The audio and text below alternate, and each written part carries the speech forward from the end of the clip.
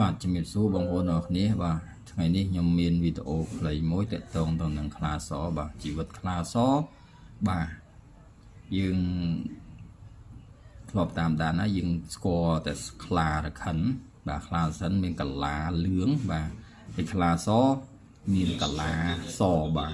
ប្រភេទខ្លាទាំងពីរនេះគឺដូចគ្នានោះទេប៉ុន្តែវាខុសតែពណ៌នោះទេបាទ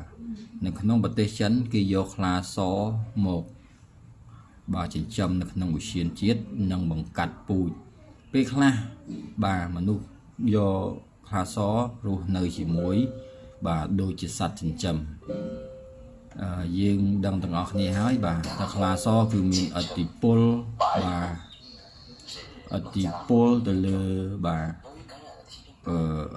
វិស័យឬក៏ជំនឿអីផ្សេងនិងមានអំណាចអីផ្សេងបាទខ្លាសគឺជា